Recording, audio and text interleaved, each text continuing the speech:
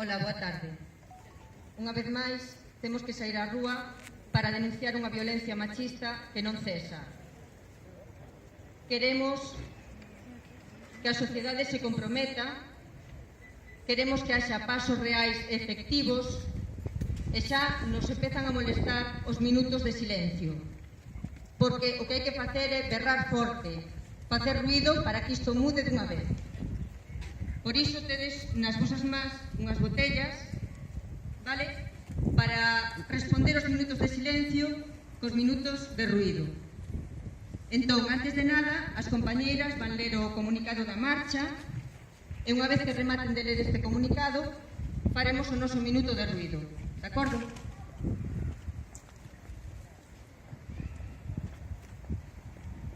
O pasado domingo, Marcos tiña que acompañar ao seu fillo de 11 anos ao punto de encontro. Non o fixo. A nai do niño denunciou a súa desaparición. O pasado martes, o pai confesou o seu asesinato. Matouno a paus e abandonou nunha pista forestal en Osa de Sesures.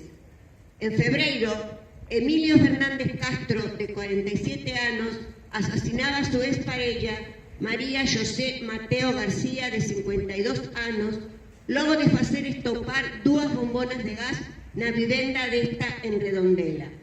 A finais de xaneiro, José Alén, de 59 años, asasinaba a Virginia, de 55 años, no Carvaliño. A estes 2 feminicidios hai que sumarles os de Ana María Enjamio, de 25 años, en Vigo, ou o de Elena Miaela Marcus, de 30, en Compostela, asasinadas o 17 e 18 de decembro pasado ano. O de Ana Gómez Nieto, asasinada dun tiro nas costas en Becerrá o 11 de febreiro. O de Tatiana Vázquez, de 24 anos, o 9 de abril, asasinada de 50 coiteladas en Lugo. O de Isabel Fuentes, Beatriz Rodríguez, Divina Méndez, Silvina de Oliveira, Concepción Reguera, María José Rodríguez, María Cándida Pérez. Non podemos poñer o contador a cero. Estes asasinatos non poden ser considerados como un máis dunha longa lista de feminicidios e asasinatos machistas.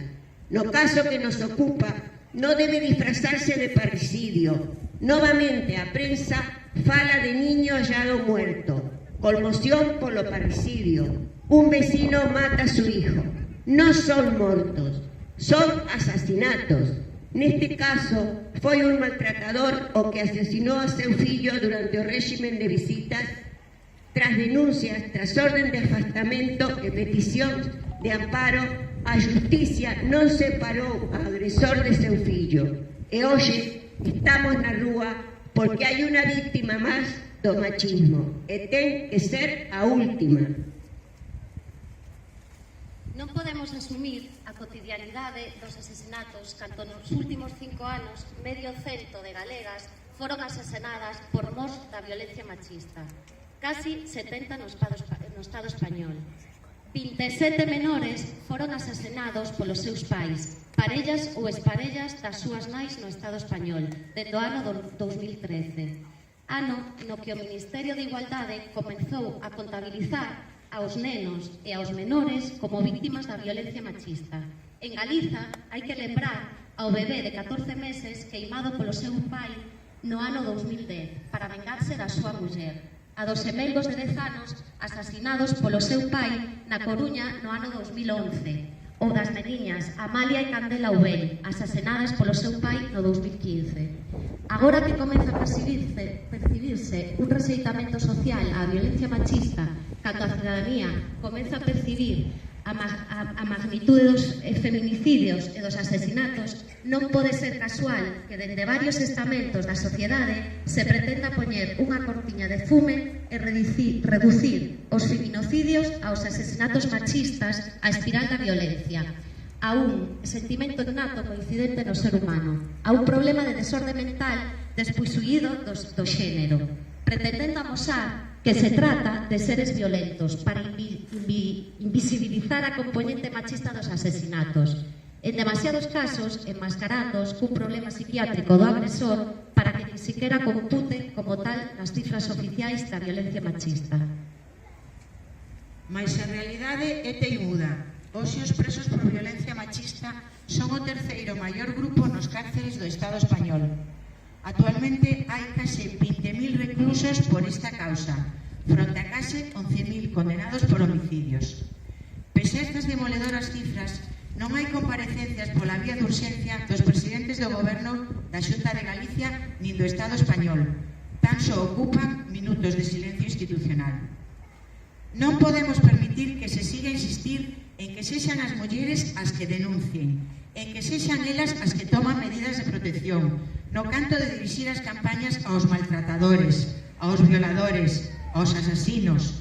Queremos poder ser libres como os homes, libres para poder circular de noite, libres para poder andar soas polas rúas, libres para poder separarnos das nosas parellas sen medo a que nos maten, libres de poder deixar os nosos fillos e fillas co seu proxenitor sen medo que os asesine.